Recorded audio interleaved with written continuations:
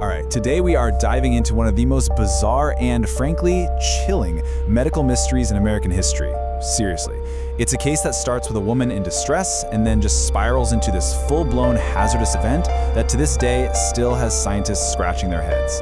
This is the story of Gloria Ramirez. So let's set the scene.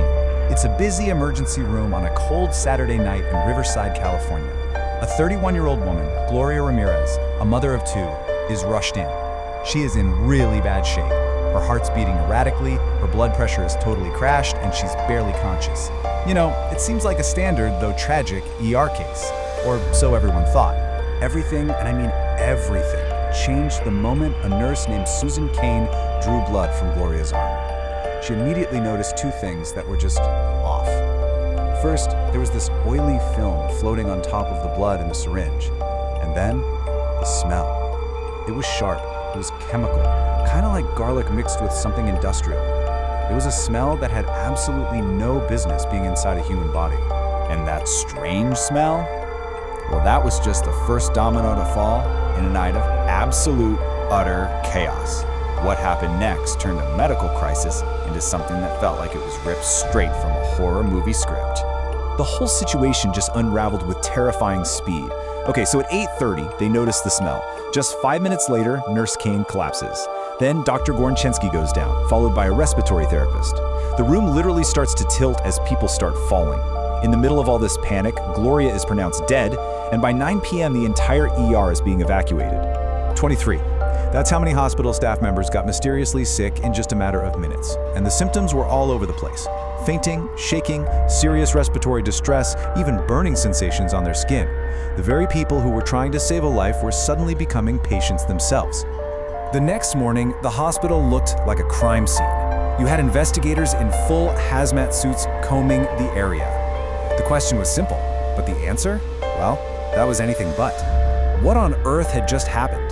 The hunt for a scientific explanation was on. So, initially, officials floated this idea of mass hysteria. Basically, that one person got sick, everyone else freaked out, and their minds just tricked their bodies into feeling sick too. But the staff, who had experienced very real, very physical symptoms, they were adamant. They were like, no way, we were exposed to something toxic. Yeah, that mass hysteria theory got shot down pretty quickly by the people who were actually there. Dr. Julie Gorchinsky, for example, ended up in the hospital for 2 weeks. She developed hepatitis and avascular necrosis, a condition where her bones literally began to die, and she needed a knee brace just to walk. As she later said, her voice just shaking with anger. Tell me I imagined that. Okay, so if it wasn't hysteria, what was it? The investigation soon started to focus on this one substance, DMSO. Gloria, who was suffering from late-stage cervical cancer, had apparently been using a DMSO gel for pain relief. Now, DMSO is this weird compound that soaks right through the skin, and this is the crucial part. It can be converted into other chemicals inside the body. And this led to the official scientific theory.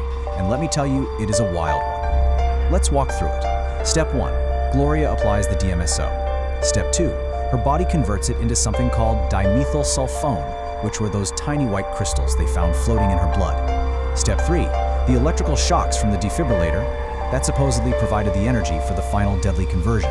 And step 4, the compound becomes dimethyl sulfate, a highly toxic nerve agent, which then vaporized from the syringe right into the ER air. So, through this absolutely bizarre chain of chemical reactions, Gloria Ramirez's body had, in theory, manufactured a chemical weapon inside her own bloodstream. The press, of course, seized on this sensational story, and she was given this unforgettable, haunting nickname that would define her case forever: the Toxic Lady. So, case closed, right? A tragic but, explainable scientific anomaly. Well, not quite. Because when other chemists and toxicologists took a look at the official explanation, they found some pretty serious cracks. The theory sounded plausible enough on the surface. A neat little chain of chemical reactions. But when other scientists looked closer, they started asking a really crucial question. Did the math and the chemistry actually work in the real world? And for many of them, the answer was a big, resounding no. Let's break down why this theory starts to fall apart. First, the amount of DMSO Gloria would have needed to slather on herself was enormous, way more than any person would realistically use.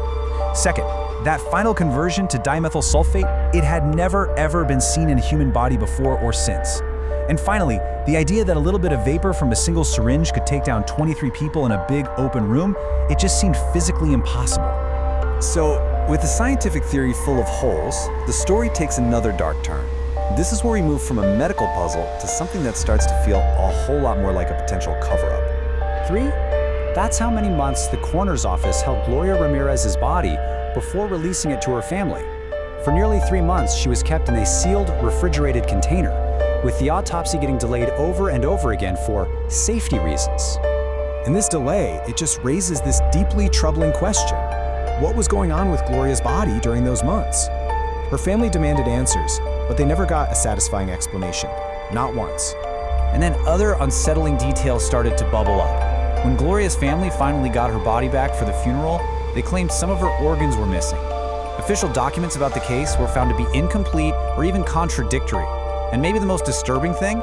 A nearby defense contractor had reported its own employees having similar symptoms just days before Gloria's death. But the real bombshell, the thing that changes everything, came years later, buried deep in an old county health report. Investigators found traces of a powerful blood pressure medication called Procardia XL in her system, at incredibly high levels. Gloria Ramirez had never been prescribed this drug. There was zero medical reason for it to be in her blood. So where does that leave us? Well, we're left with a scientific theory that doesn't really hold water, a whole series of suspicious circumstances, and a family that never truly got the truth. The story just leaves us with these lingering, deeply unsettling questions. You know, in all this talk about chemicals and cover-ups, it's so easy to forget the person at the center of this. Her sister Rosa really said it best. She was not the toxic lady. She was just a woman. She was just my sister. And that's just such a powerful reminder of the human tragedy at the heart of this whole enduring mystery. And so, decades later, the core questions are all still there. We still don't know for sure what sickened those 23 people. We have no explanation for the unprescribed drugs in her system. We don't know what happened during that 3-month autopsy delay, or why key records are still missing. The case might be officially closed, but the story is far from over. Which leaves us with the ultimate unanswered question. Was she just a bizarre medical anomaly, a 1 in a billion chemical event?